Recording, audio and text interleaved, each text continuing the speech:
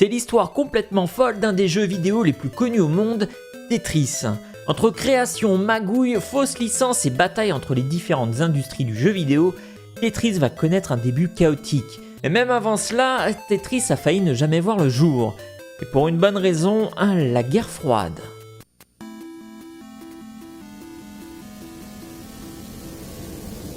Tout commence au début des années 80 dans l'un des pays les plus fermés au monde, l'URSS. Pays alors communiste et fermé du monde extérieur. Pratiquement rien ne rentre, rien ne sort et c'est pour cette bonne raison que le pays va être surnommé le rideau de fer. Alexei Pajitnov est un chercheur de l'Académie des sciences de l'URSS. Le soir, après le travail, il a un petit hobby, créer des jeux vidéo.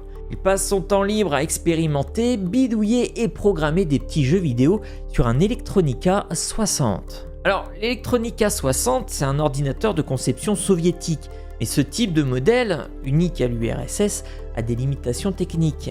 Parce que Alexei, lui, il a une idée en tête, vendre ses jeux. Et pour ça, il aimerait bien exporter ses jeux sur un ordinateur exploité partout dans le monde, en l'occurrence un PC IBM.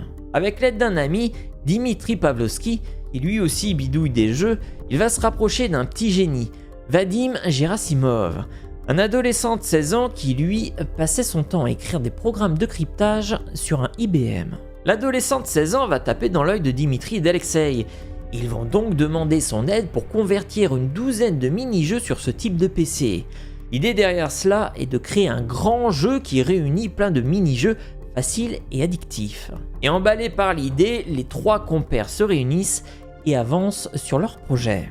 En parallèle, et vous l'avez deviné, parmi ces mini-jeux en développement, il y avait un jeu de puzzle. Un jeu très simple où sur un plateau on pouvait placer des pièces de tétromino, c'est-à-dire des figures géométriques composées de 4 carrés et que l'on devait rassembler sur un plateau. Un petit jeu qu'Alexei appellera dans un premier temps Genetic Engineering. Puis avec le temps viendra l'idée de faire tomber ces pièces les unes sur les autres, afin de compléter les espaces vides.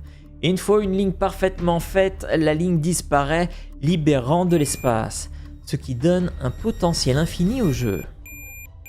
A partir de là, il venait sans le savoir de créer l'un des tout premiers jeux vidéo les plus addictifs de l'histoire. Alexei dira lui-même « Il n'y avait pas de points, pas de niveau, mais j'ai commencé à jouer et je ne pouvais pas m'arrêter. » Vadim mettra de la couleur et rajoutera un compteur de score. Et parmi tous les mini-jeux en développement, c'est bien celui-là qui monopolisera le plus l'attention des trois amis. Alexei l'appellera Tetris, le début étant en référence au tétromino et au mot grec tétra, qui signifie donc 4, et is en référence au tennis, parce qu'il aimait bien le tennis. Maintenant pour Alexei, il n'avait qu'une idée en tête, vendre ses mini-jeux dont Tetris. Ah, les années 80, la guerre froide, l'Union soviétique et surtout le parti communiste fait que tu n'as pas le droit de vendre un jeu sans l'autorisation de l'État. Surtout qu'ils ont été faits à l'Académie des sciences de l'URSS par un de leurs employés, ce qui fait que chaque création leur appartient directement. Et ça, c'est une problématique de taille pour Alexei et la petite équipe. Et face à de telles difficultés, ils vont tout simplement abandonner l'idée. Néanmoins, les trois amis distribueront quand même les jeux gratuitement dans lesquels Tetris est inclus. La série de mini-jeux aura tout de suite un très bon succès de bouche à oreille et se partagera sous le manteau dans toute l'Union soviétique. C'est un peu comme ça, par hasard, qu'une copie des jeux dépasse la frontière et arrive en Hongrie. Nous sommes en juin 1986 et un certain Robert Stein se trouve en Hongrie. Et ce jour-là, il tombe sur les jeux de la petite troupe. Et c'est bien un seul et unique jeu qui va lui taper dans l'œil, Tetris. Robert Stein est le fondateur d'Andromeda Software, une petite boîte qui édite des jeux vidéo. Mais à cette période, son but c'était de servir d'intermédiaire entre l'Union soviétique et les pays occidentaux afin de faire passer les jeux sous le rideau de fer. Son idée était simple, il achète des droits auprès d'un créateur pour ensuite les revendre à un éditeur en Occident. Ensuite, sur chaque jeu vendu, il touche un pourcentage. Il prend alors contact avec Alexei et Dimitri et leur envoie un fax pour avoir les droits de commercialiser le jeu à l'international. Pour Alexei, ce fax est du pain béni et n'hésite pas une seconde, contrairement à Dimitri qui ne voit pas ça d'un très bon œil. Parce qu'en réalité, ça ne change pas grand chose à leur problématique de départ. Techniquement, le jeu ne leur appartient pas. Il a été fait à l'Académie des sciences, donc le jeu leur appartient. Et Alexei, même s'il est le créateur, n'a aucun droit dessus. Mais tout de même déterminé, il va répondre vaguement, mais positivement à Robert Stein, avec un objectif en tête, vendre Tetris, même s'il touche pas d'argent. Néanmoins, il fait donc une action illégale, et c'est à ce moment-là que la petite troupe va se déchirer, laissant Alexei seul avec Tetris. Et c'est pile à ce moment-là que tout va commencer à partir en vrille. Car il faut bien savoir une chose, c'est qu'à l'époque, un fax pouvait faire office de contrat. De l'autre côté du rideau de fer, avec ce fax, dans la tête de Robert Stein, il avait en poche les droits d'exploitation du jeu Tetris, sans que cela soit clairement écrit noir sur blanc. Surtout que c'est Alexei qui lui a répondu et que l'Académie des sciences n'est au courant de rien.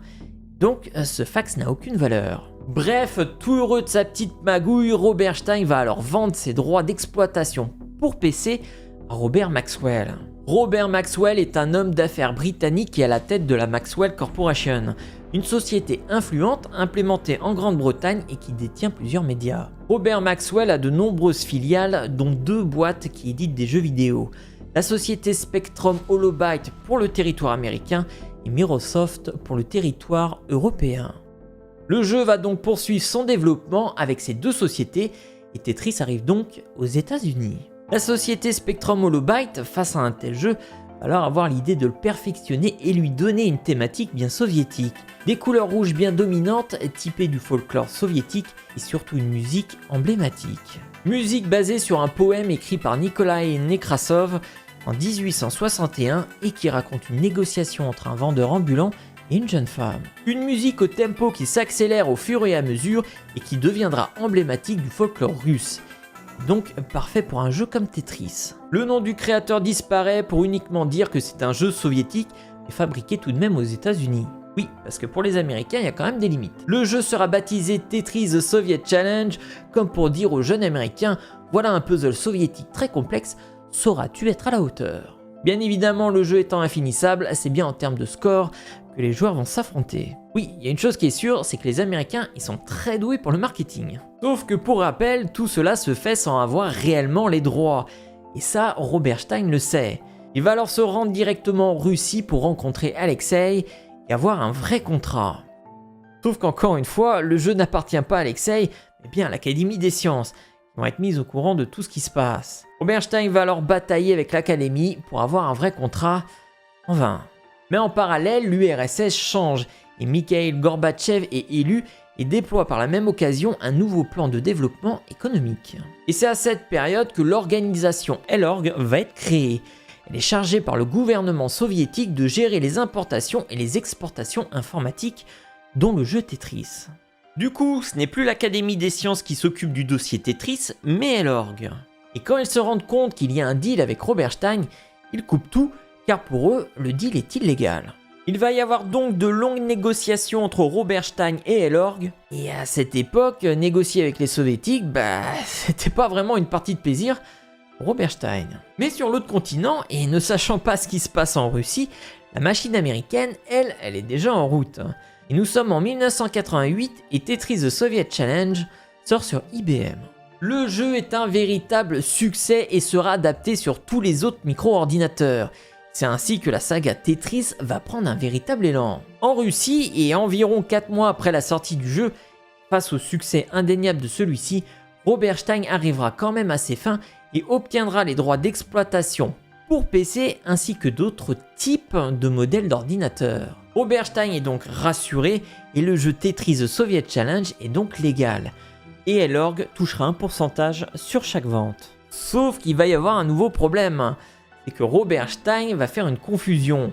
Pour lui, un autre type de modèle d'ordinateur, c'est une console de salon ou arcade. Alors qu'en réalité, pas du tout. Ce qui va apporter donc une grosse confusion car encore une fois, Robert Stein va vendre des sous-licences qu'il ne possède pas. Alors, je vais faire court parce qu'en réalité c'est un vrai casse-tête. Mais ce qu'il faut savoir, c'est qu'il existe plusieurs types de licences qui peuvent être vendues sur différents supports. Il existe entre autres une licence d'exploitation de Tetris pour PC, console de salon, console portable ou encore bornes d'arcade qui peuvent être aussi associées à différents territoires. Et face au succès de Tetris, tout le monde veut sa part du gâteau. Mais s'il y a bien une personne qu'il faut retenir, c'est bien Hank Rogers. Et lui, ce qu'il veut, c'est les droits d'exploitation pour console de salon pour le territoire japonais afin de vendre Tetris au pays du soleil levant. Hank Rogers va donc négocier auprès d'Atari qui ont obtenu les droits entre-temps afin de pouvoir vendre Tetris sur console de salon. Il sortira le jeu via sa propre société en partenariat avec une autre société bien connue, Nintendo. Mais depuis un petit moment, Nintendo a un secret.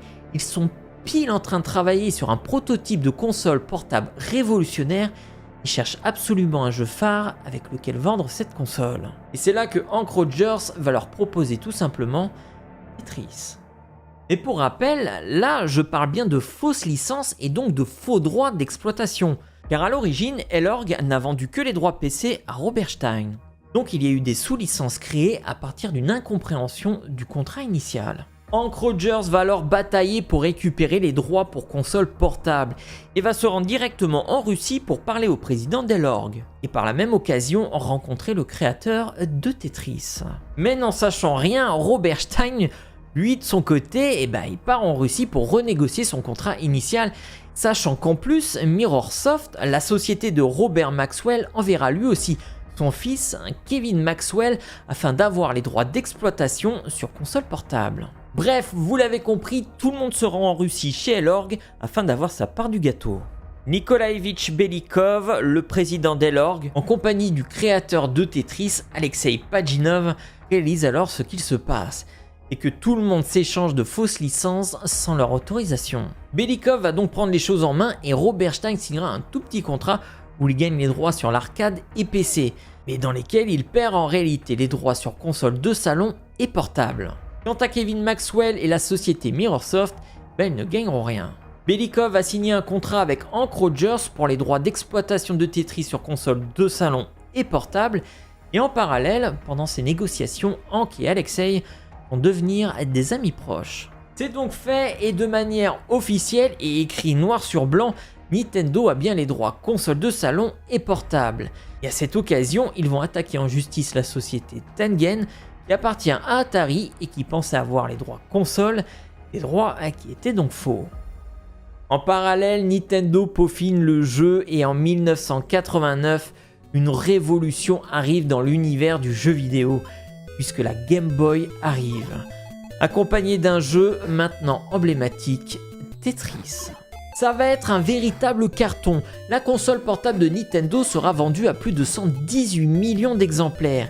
Sur console de salon et portable, Tetris sera vendu à plus de 35 millions d'exemplaires. Et avec le temps et tous ses dérivés, Tetris se vendra à plus de 170 millions d'exemplaires à travers le monde. Mais il y a un homme que l'on a un peu oublié, et d'une certaine manière l'histoire aussi, c'est bien Alexei Pajitnov, qui au bout du compte ne gagnera que très peu d'argent avec toute cette histoire. Néanmoins, l'Union soviétique tombe en 1991 et L-Org devient une société privée. En 1996, Alexei fonde The Tetris Company avec Hank Rogers et récupère 50% des droits sur les jeux Tetris. L-Org ferme ses portes en 2005 et vend le reste de ses parts à The Tetris Company pour 15 millions de dollars. Il aura donc fallu attendre 2005 pour qu'Alexei Pajitnov soit entièrement propriétaire de son propre jeu. J'espère que cette vidéo vous a plu. Si vous êtes nouveau et que vous voulez pas louper les prochaines vidéos, vous pouvez vous abonner en cliquant ici. Si vous voulez voir un nouvel épisode, vous pouvez cliquer juste là. Quant à moi, je vous dis à très bientôt.